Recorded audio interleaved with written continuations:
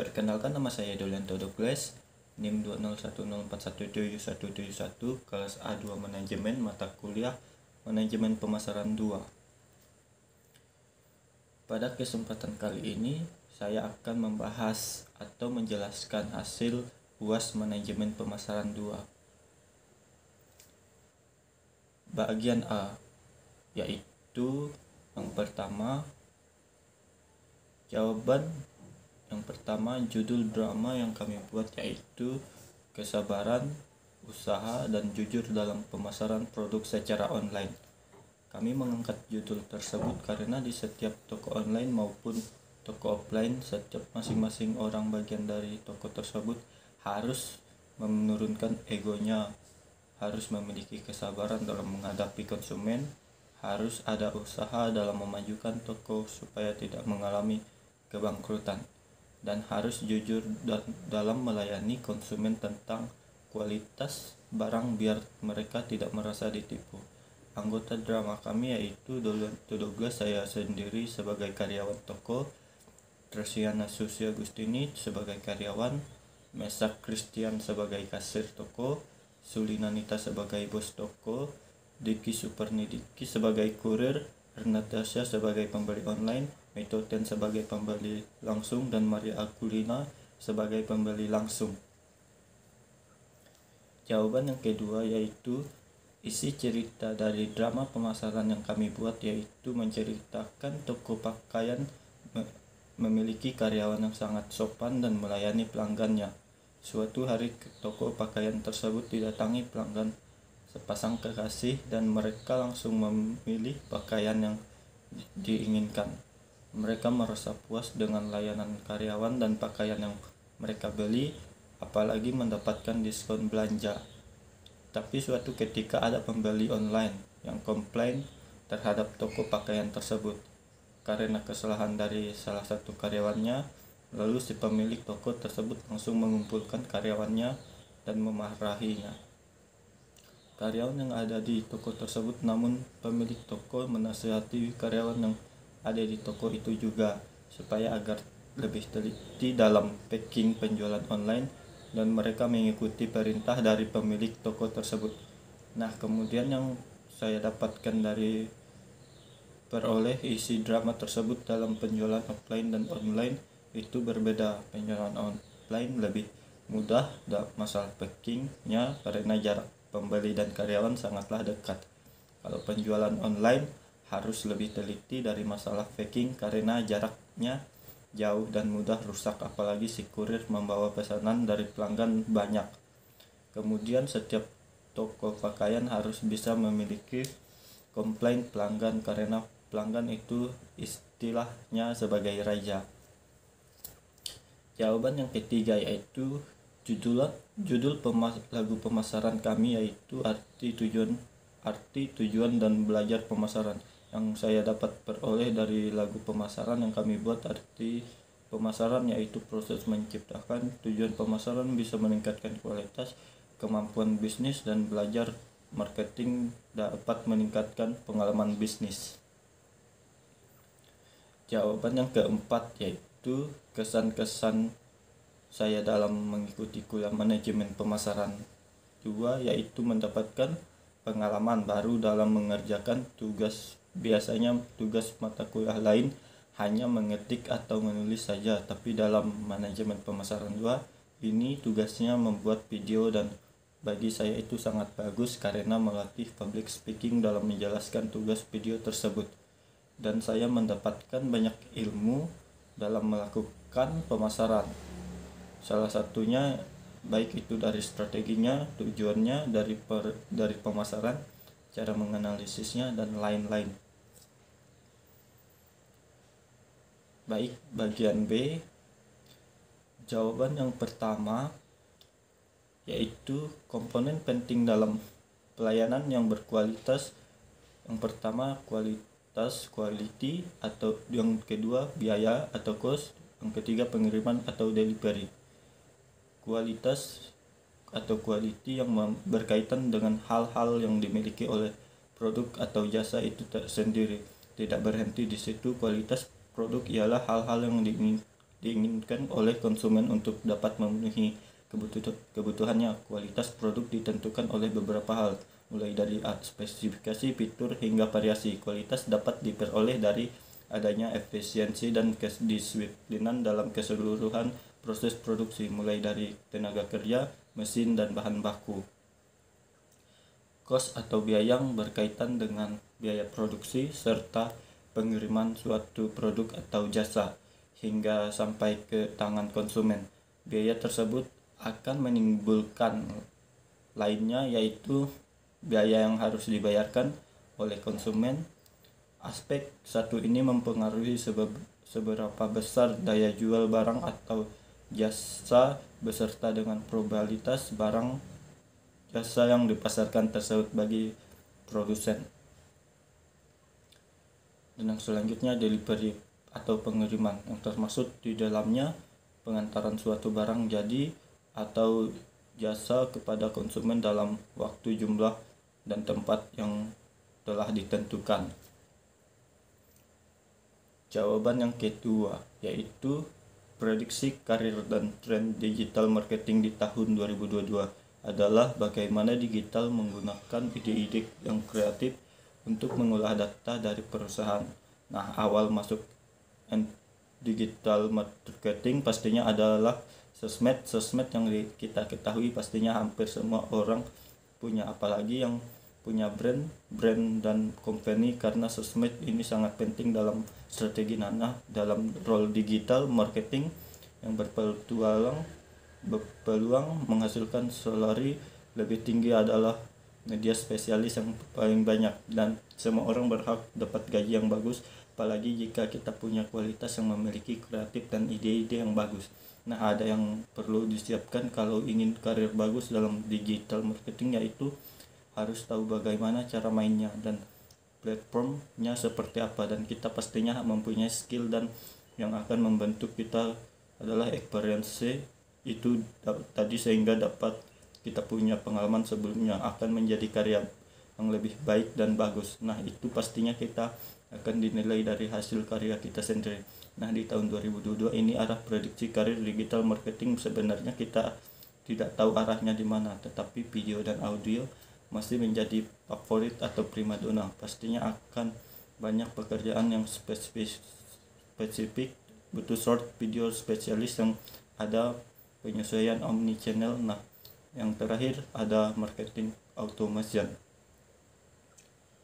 Jawaban yang ketiga yaitu yang dimaksud produk, price, distribution, dan promotion. Produk adalah jantung dari bauran pemasaran. Semua aktivitas pemasaran dimulai dengan produk. Produk bukanlah entitas fisik saja, itu menangkap seluruh aspek berwujud yang tidak berwujud seperti layanan kepribadian, organisasi, dan ide. Yang kedua, price, harga atau nilai moneter yang harus dibayar oleh pelanggan untuk memperoleh atau memiliki produk suatu perusahaan. Ini adalah komponen penghasil pendapatan yang penting bagi perusahaan. Yang ketiga, distribution, tempat atau distribusi fisik berkaitan dengan pengalihan kepemilikan produk dari produsen ke pelanggan. Margin keuntungan bergantung pada seberapa cepat Anda dapat menyerahkan barang. Semakin cepat produk mencapai titik penjualan, semakin besar kemungkinannya untuk memuaskan pelanggan dan meningkatkan loyalitas merek. Karena faktornya tempat sangat penting dalam memastikan daya saing produk Anda di pasar. Dan selanjutnya yaitu promotion. Salah satu strategi pemasaran 4P ini bertujuan untuk melayani dua tujuan. Pertama, memberi tahu calon pelanggan tentang produk Anda, dan kedua, membujuk mereka untuk membeli produk Anda. Strategi promosi dengan demikian akan mencakup berbagai cara yang dapat Anda gunakan untuk berkomunikasi dengan audiens target. Bauran promosi yang efektif akan memastikan penjualan yang baik, dan pemasar harus berusaha untuk menciptakan lingkungan yang kondusif. Dan jawaban yang keempat, bagian B, pentingnya menciptakan kepuasan pelanggan adalah dikarenakan dengan memuaskan pelanggan, organisasi dapat meningkatkan tingkat keuntungannya dan mendapatkan pangsa pasar yang lebih puas. Dan jika pelanggan puas dengan produk yang dijual, mereka akan menjadi pelanggan yang loyal dan akan merekomendasikan produk pada orang lain. Jawaban yang kelima, yaitu 8 dimensi mutu. Yang pertama, penampilan. Performance merupakan karakteristik operasi dasar atau produk inti core produk dari suatu produk, misalnya kecepatan, kemudahan, dan kenyamanan dalam penggunaan. Yang kedua, features atau fitur merupakan karakteristik atau ciri-ciri yang tambahan yang melengkapi manfaat dasar suatu produk. Fitur bersifat pilihan atau option bagi konsumen. Fitur bisa meningkatkan kualitas produk jika kompetitor tidak memiliki fitur tersebut. Ciri-ciri atau keistimewaan tambahan fitur merupakan karakteristik sekunder atau pelengkap. Reliability atau reliabilitas keandalan, yaitu kemungkinan kecil akan mengalami kerusakan atau gagal pakai. Semakin kecil kemungkinan terjadi kerusakan, maka produk tersebut dapat diandalkan. Selanjutnya, conformance to specification, kesesuaian dengan spesifikasi, yaitu sejauh mana karakteristik operasi dasar dari sebuah produk memenuhi standar tertentu dari konsumen atau tidak ditemukan catat pada produk. Ini semacam janji yang harus dipenuhi oleh produk. Produk yang memiliki kualitas dari dimensi ini berarti sesuai dengan standarnya. Durability atau daya tahan berkaitan dengan berapa lama produk tersebut dapat terus digunakan. Semakin lama tahannya, tentu semakin awet. Produk yang awet akan dipersepsikan lebih berkualitas dibanding produk yang cepat habis atau cepat diganti. Serviceability, yaitu kualitas produk ditentukan atas dasar kemampuan diperbaiki, meliputi kecepatan, kompetensi, kenyamanan, mudah diapresiasi, serta penanganan keluhan yang memuaskan. Produk yang mampu diperbaiki tentu kualitas layanannya tinggi dibandingkan dengan produk yang tidak atau sulit diperbaiki. Yang selanjutnya, aesthetics atau estetika, yaitu daya tarik produk terhadap panca indera, misalkan bentuk fisik, model atau desain yang arsitek, warna yang dan sebagainya, berhubungan dengan bagaimana penampilan produk. Yang selanjutnya, persepsi quality, kesan kualitas, yaitu persepsi konsumen terhadap keseluruhan kualitas atau keunggulan suatu produk. Biasanya karena kurangnya pengetahuan pembeli akan atribut atau ciri-ciri produk yang akan dibeli, maka pembeli mempersepsikan kualitas dari aspek harga, nama merek, iklan, reputasi perusahaan maupun negara pembuatnya. Jawaban yang keenam, yaitu 4 manfaat yang didapatkan dalam program menjaga mutu. Yang pertama, memberikan kepuasan kepada para pelanggan sehingga menjaga kepercayaan terhadap perusahaan. Dan yang kedua, membutuhkan rasa motivasi di dalam diri karyawan.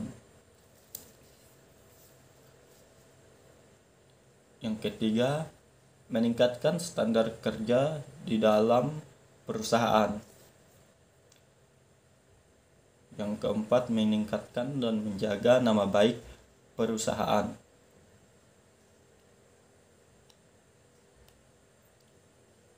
Jawaban yang ketujuh yaitu equity atau ekuitas merek merupakan seperangkat aset dan liabilitas merek yang berkaitan dengan suatu merek, nama, dan simbolnya yang menambah atau mengurangi nilai yang diberikan oleh suatu barang atau jasa kepada perusahaan atau pelanggan perusahaan. Jawaban yang ke-8 bagian B yaitu keunggulan dan kekurangan perluasan merek. Merek keunggulan meningkatkan peluang keberhasilan produk baru. Yang kedua, memberikan umpan balik positif terhadap merek dan perusahaan induk. Kekurangannya adalah nama produk tidak menjadi sangat teridentifikasi pada produk apapun. Dan yang kedua, integritas dan persaingan merek yang dipertanyakan.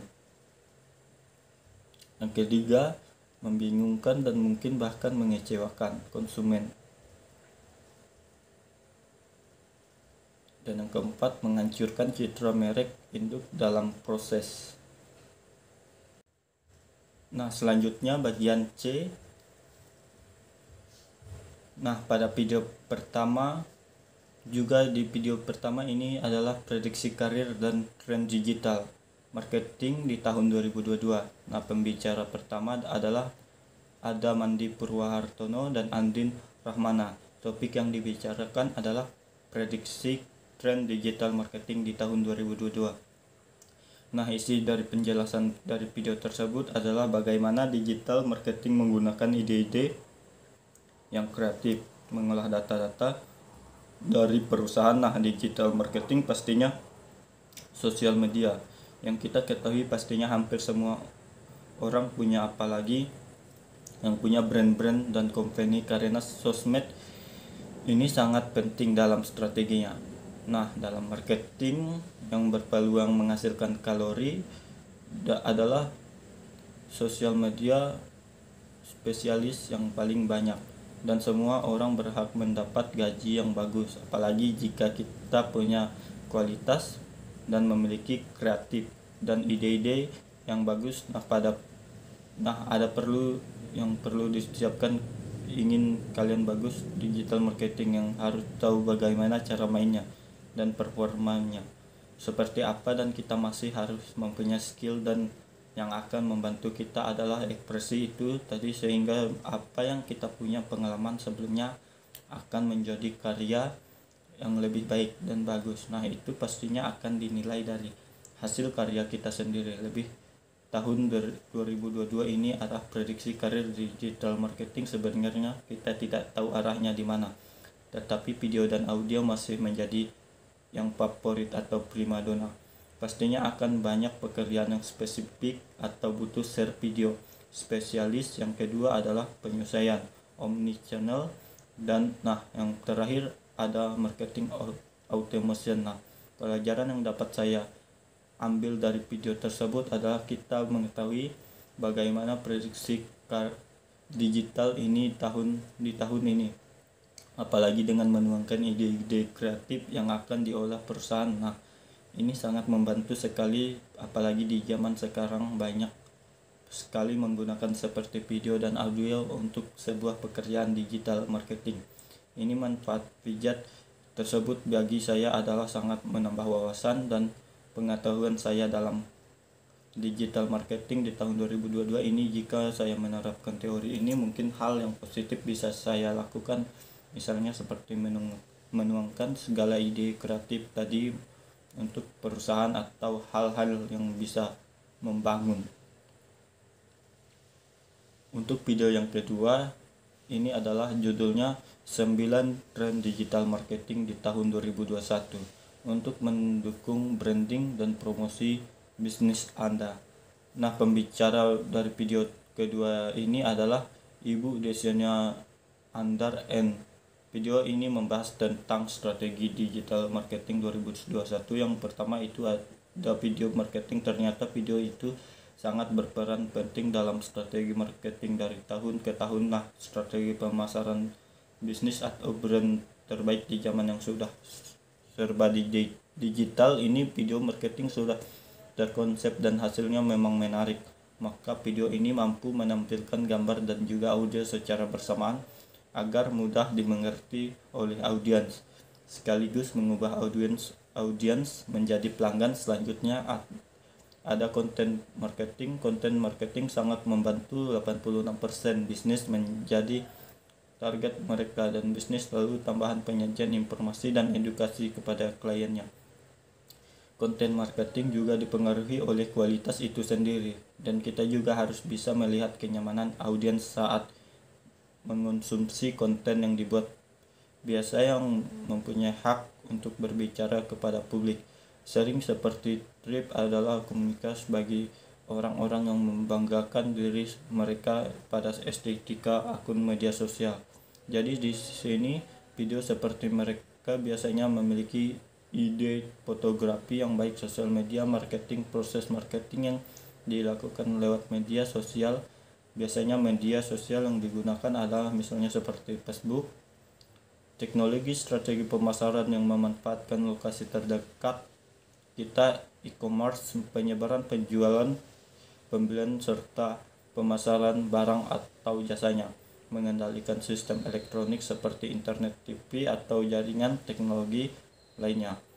Omnichannel marketing mengacu pada pendekatan penjualan multi saluran yang memberi pelanggan pengalaman berbelanja terintegrasi. Pelanggan dapat berbelanja online dari desktop atau perangkat seluler, melalui telepon atau di toko fisik dengan pengalaman yang lancar tanpa hambatan. Pelajaran yang sangat saya ambil adalah kita bisa memprediksi dari tahun ke tahun strategi apa yang harus kita lakukan dalam digital marketing ini. Apalagi dengan video tersebut dijelaskan ada segala strategi yang bisa kita coba lakukan.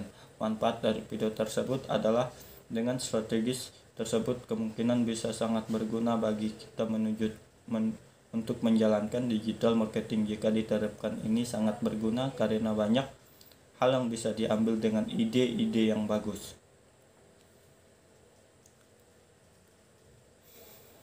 Nah, untuk judul dari video ketiga adalah strategi penetapan harga atau psikologi bisnis. Pembicara dari video ketiga adalah Agung Adimas. Materi ini cocok psikologis bisnis. Harga psikologis atau psychological PC adalah strategi penetapan harga berdasarkan teori bahwa harga detail tertentu dapat memiliki dampak psikologis pada seseorang. Contoh penerapan strategi psikologis harga yang pertama itu adalah kerugian lebih berarti daripada keuntungan. Yang kedua, harga. Pelajaran dapat saya ambil dari video ini adalah otak kita sangat diperlukan dalam hal ini. Psikologis dalam bisnis sangat berguna untuk menjalankan bisnis atau sesuatu yang kita perjualkan agar bisa menarik perhatian para konsumen. Manfaat dari video tersebut bagi saya adalah sangat berguna bagi kita yang ingin menjalankan bisnis, karena psikologi ini kita bisa mengatur bagaimana strategi yang harus kita terapkan, menciptakan sesuatu harus bagaimana dan lain sebagainya. Nah, demikian beberapa hal yang bisa saya sampaikan pada kesempatan kali ini. Saya mohon maaf yang sebesar-besarnya apabila ada tutur kata maupun tindakan yang kurang berkenan bagi yang menonton video ini. Dengan ini hasil UAS Manajemen Pemasaran 2 saya tutup. Terima kasih yang sudah menonton.